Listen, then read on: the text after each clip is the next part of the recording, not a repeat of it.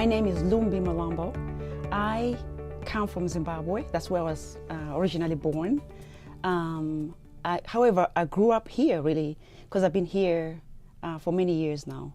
I came here when I was a teenager, and now I'm going to be turning 50 next month. So I can say that I've lived my life mostly here in America.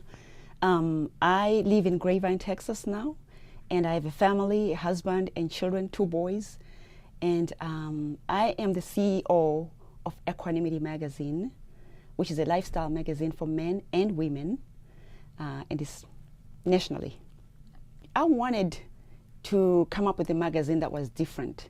I was tired of seeing magazines that had pictures, and every time I would flip a page, it was just full of pictures. So I wanted to come up with something that would be an inspiration to people, something that would empower, encourage, and motivate people to do something with their lives. And more than anything, I wanted people to get out and participate in the communities and be of service. So I thought, why not come up with equanimity? It means mental or emotional stability or composure, balance. That way we can share stories of success and failure, stories that would motivate people to really be themselves, realize their potential. I was working in IT, information technology. I was working for JP Chase. I'd been there as a software engineer for 10 years, and I kind of got tired of doing the same thing over and over. When you're a software engineer, you get tired of doing the same thing, and you're just like in front of a computer. I wanted to be in front of people, do something different, mingle and get to know people out there. I felt like I was missing something in life. So I decided, well, why not just try something new, just see where I go. It wasn't easy, obviously, but I just kind of, worked my way through, and because I knew that being in information technology, everything we do today is technology, right? So why not start a magazine and have it online and have it, digitally, because people can read it everywhere. So that's all part of technology. So, and I knew that I could actually, use the skills that I had as a software engineer to create my own web pages the way I wanted to, and tie in the magazine. And I didn't really leave IT, information technology. I didn't leave it at all. I just kind of tied it together. Even though I started as a part-time, going part-time to magazine, I actually hired people like freelancers. While I was working at JP Chase, they were working for me during the day.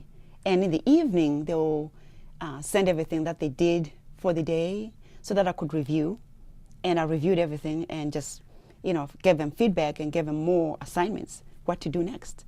So it was kind of running on its own, but not really on its own, because the freelancers were actually running it while I was working at JP Chase. After a while, you kind of get tired of doing the same thing over and over. And I thought that, maybe if I left, I'll feel kind of like, there's good things out here, what that I could do. But honestly, once I got out there, I wanted to go back to software engineering. I was just, because I loved it. You feel like you're missing something. So, but I didn't actually go back as a software engineer.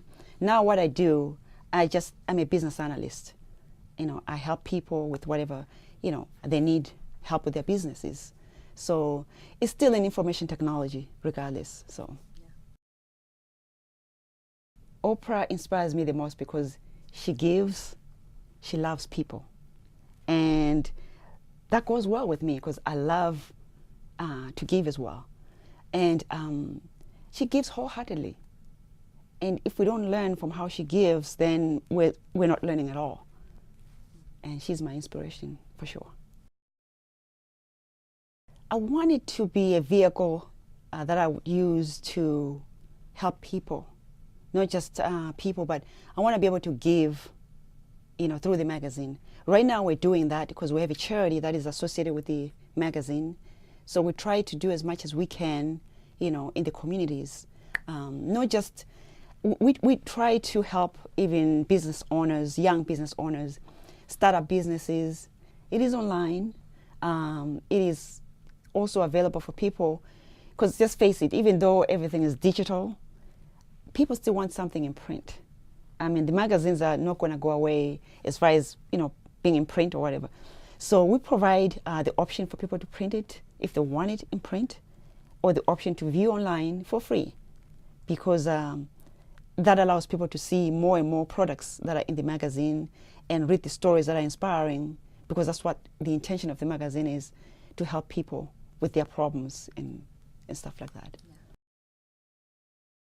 I can work with everybody. I know that I can work with everybody, even if I want to work with somebody. If you can share the same beliefs with someone else, then you know that you can work with them. But if you don't share the same beliefs with somebody, I would rather hold on to my beliefs, because I strongly believe what I was taught growing up, and my background and values are something that I keep with me because I cherish that. That's what I learned from my parents. In 2001, it's very emotional up to today, for me at least. My father was dying, so I received a call to come and see my father before he died. I traveled to Africa, to Zimbabwe, and I got there, and 4 days later, I found myself unable to walk, unable to move. I became paralyzed. I had a stroke in the middle of the night, and by myself. It was around about 2 or 3 a.m. I couldn't move, I couldn't use the bathroom, I couldn't do nothing. And then I realized that I couldn't even speak, and I didn't know what had happened to me. And my brother found me, knocked on my door at 7 a.m. and finally just broke in and just came in and found out that I'd become paralyzed. Something had happened to me, and I had a stroke. And I didn't know why I had a stroke, and because I was healthy, I was young. I mean, I used to exercise every day like I do just right now. So what had gone wrong? I couldn't figure it out. So, but they called a doctor to come in and actually see me at home, and he declared that I had a stroke.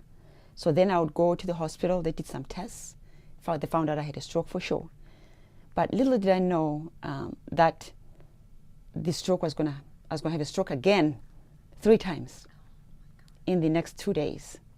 It got worse and worse, to a point where my father, as sick as he was, he actually stood up and came to my room. And that's something that was really difficult for me to deal with. He came to my room, opened the door, and kissed me on the forehead. And he said, "They told me you're sick, you're not well. Why did you come here?"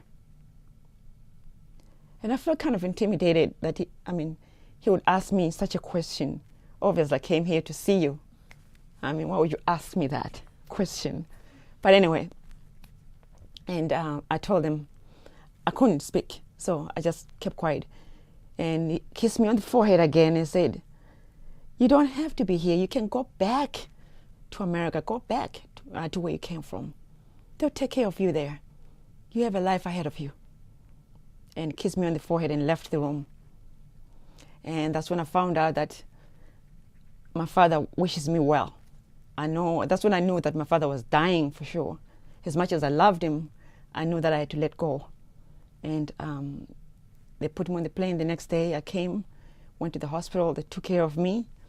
And then I had a series of physical therapy, learned to speak again, learned to write again, learned to walk again, until I recovered. And now I'm able to walk again, talk again. But when I get tired, my speech is kind of scattered, and I still have to find my way through. But you know what? I learned that balance is the most important thing in life. Without balance, you're nobody. I learned that because I couldn't walk at all, and people had to help me walk or just put me in a wheelchair, I felt like I was hopeless and helpless, and just that wasn't the life I wanted for myself. That wasn't the life I wanted for my children as well. So I fought my way through to recovery. I fought for it. I just kept fighting, and I wouldn't allow anything to come in the way. And I learned that when you have something like this traumatic, you have to share with others so that they realize that their problems, they may feel that their problems are so big, but when you share your problem, it makes their problems feel so small. So, and that's the reason I started the magazine called Equanimity. A collaboration, to make sure that we leave a legacy behind that says we were here, we did our part, and that legacy should live on because it's something good for everybody. That's what that means to me. It means that we're strong, we're powerful, we can make changes, but it has to be positive changes.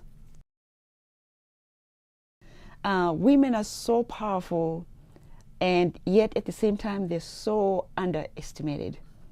But we're powerful. I think all it takes is people really paying attention to see what's really going on. Businesses that are run by women. A lot of successful businesses today are run by women, really. So women are the most important thing in the world, because without them, there really cannot be any life. All we need to do is just to speak up. If we sit back and relax, nobody's going to see us, nobody's going to know what we have. Because what it takes is really you getting up and being heard. And we don't have to be afraid to be heard. We have the voices, we just have to raise our voices. One thing I would like, to be known when I'm no longer here, I would like to be known for,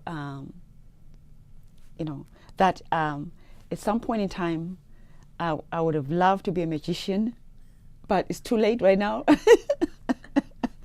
Somebody told me that I cannot be a magician right now because you have to start when you're very young, not right now. So I know it's too late, but as a magician though, I would have loved to be a different magician that would just make people's problems disappear for good. And there'd be no problems in this world at all as a magician. But at the same time, I would love to meet Oprah at some point in time. And I hope it's this year when I'm turning 50 and maybe have a cup of coffee or something with her and, and just relax.